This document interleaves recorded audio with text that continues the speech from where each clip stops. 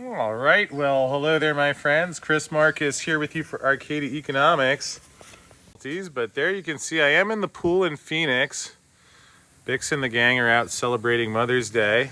I'm going to call my mom shortly, and I'm sure on Mother's Day she's going to be thrilled to hear about what Paul Sarnoff points out in these silver longs because Ma, A, happy Mother's Day. I love you. I'm going to call shortly.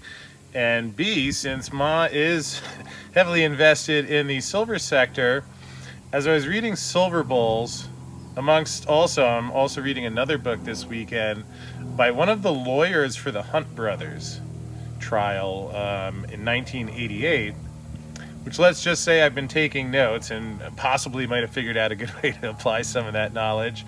But we'll stay focused. And in terms of what Paul mentions on page 8 of this beyond incredible book already, he's talking about October of 1979.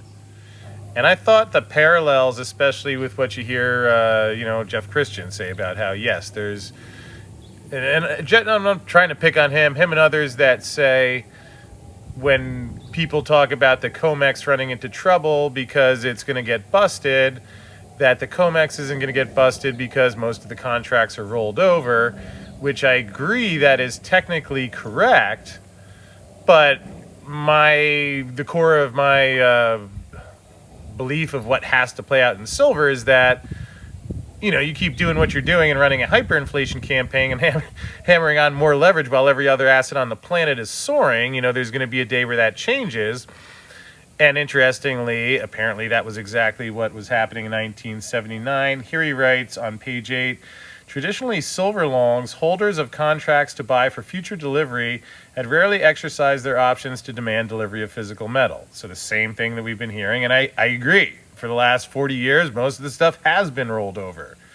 We'll continue on. Rather, 97% to 99% of all contracts had been settled by their sale at prices keyed to the current value of silver. But that October, it became startlingly clear that several of the largest longs intended to invoke the letter of their legal rights and demand delivery of fine metal in 1,000-ounce bar 99.9% pure as delivery, and apparently there was not enough fine silver in storage to meet such demands. If this were to occur during December and March, the next delivery months, a silver squeeze could be a pregnant possibility, if not an actual reality. So while the longs in silver enjoyed the increase each trading day in the equity of their positions, the shorts in silver grew increasingly distressed, if not actually alarmed. So there you go. Again, not anything new, but I felt I've had a blast reading these books on the history. How about we get, I'll show you the pool. I'll send out the donut float as we wrap this one up. Ooh, could store some silver in there. Actually, I'll show you another fun thing. This book is great. I like, right, let's get to the table of contents here. I like the way it's laid out because, as you see, Chapter 1 is the silver longs, followed by Chapter 2, the silver shorts. All right. Like the way that lines up. Another fun game I played. Sometimes I just open to random pages, such as this one, and there, just see what pops up. On his 22nd fact-finding trip, he explained why the CFTC intended to ban those options to protect the public. Despite the CFTC's shaking beginning, Congress extended its life in 1978 for 4 more years. So, wow, I can't even wait to dig into that. Sounds like we almost killed the monster before it was born. All right, just randomly flip to another page. Here's we're monitoring the situation very closely, said John Manley, director of CFTC's Trading and Market Divisions.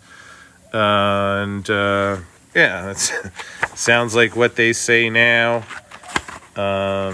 Anyway, last note before I wrap up here. I didn't know of Paul Sarnoff till I was reading Jerome Smith's book. And hey, you never know. I mean, there's people who talk about silver today that I agree with or disagree with, or that agree or disagree with me. But, I'm flipping, wondering, all right, I wonder what this guy's all about. And at least here's his... right before the title page. Here's the other things Paul wrote. trading in gold, trading in financial futures. Russell Sage, the Money King. Jesse Livermore, Speculator King. Bob Bartlett, Ice Pilot. Zbongo. The Darvis system for over-the-counter profits, profits with puts and calls. Your investments puts and calls. Puts and calls, the complete guide. Getting rich with other people's money. As you see, it's quite a list here. And these were some of the things he wrote before he got around to silver bowls. And anyway, pretty cool so far. And I'm taking notes and thinking at all times, how can this be applied? How can the knowledge be used? Oh, here's more CFTC coverage, always good to see. So how can it be used to show that the agency failed 41 years ago? It's failing for the same reasons now. And again, really being inspired this past week, seeing how a lot of people have joined in. Again, I don't want anybody to ever do anything they're not comfortable with. It's been something I've never even imagined I might experience, where something I care about and so many people writing in asking how they can help or what they can do. If just watching the videos is enough for you, then by all means enjoy doing that. I don't know that there's a set formula. We didn't cover this in business school. How do you expose a fraudulent financial system? But I just keep going on the premise that, if you have fun, and that's what I think is nice about the community we have here. It helped me end up at a pool today. One of Lynette Zhang's customers kindly offered me a house to stay a couple more days here in Phoenix. And it's like everyone, the event on Friday was just incredible. And it's like something that a lot of people care about. And I think there's a lot of power in that. So, whatever way that is for you to express, if you're not thrilled with the things the governments and banks are doing, but certainly just contacting a congressman or calling the CFTC, at least letting them know that people are now watching.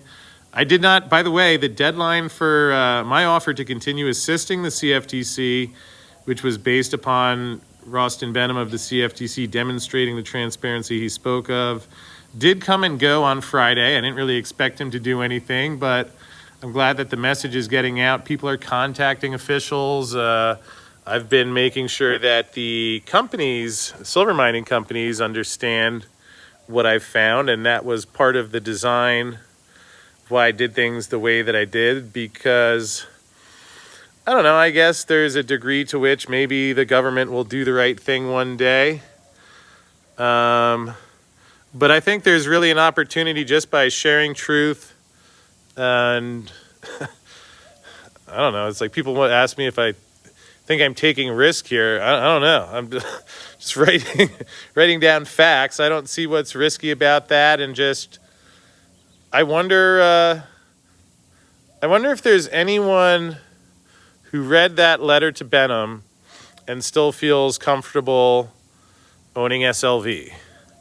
I wonder if there's anyone who's seen that evidence or still feels comfortable that they're being protected by the CFTC. I've not yet found someone, maybe with the exception of CPM Group, but everybody else that I know seems pretty stunned by those things. And I'm not saying that for any other reason than they're shocking. And so, whatever, when people write in saying, how can they get involved? How can they help in a legal and fair way that is within this system's own guidelines? I don't know. Maybe one day you'll have a neighbor and you'll explain it to him, and maybe he has a fund manager friend, or I guess what's been helpful for me is now it's just have fun with my life. I love researching silver, and it's interesting when a lot of people start sharing something that I don't know. Again, I feel it's really in the best interest of everyone on the planet to have a fair and honest financial system. I'm not asking anyone else to believe or agree with that, but if you do, these are the things that I've found helpful, and why perhaps I feel even more encouraged than ever is seeing the event on Friday, just seeing how much people care, and makes me feel supported and encouraged, and it seems like other people have expressed that as well. So anyway, hope you're all having a happy Mother's Day. I'm going to go call Ma and especially since she put up with me writing a letter to the CFTC during our visit last week. The woman is a saint, so go do something nice for your mother. That I will give advice on. I can't tell you whether to buy silver or not. I'll explain why I do, but go do something nice for Ma, especially maybe if you haven't talked to your mom in a while, and if you just pick up the phone and call and say hello. So that is today's insight. Oh, geez, and I guess the silver market, I'm in a new time zone, so I think it actually opened. I haven't checked it yet, but with that said, hope you're all having a wonderful weekend. Thank you for everyone who came out on Friday. It really was a pleasure to meet you, and it's going to be a fun week, and I will see you soon.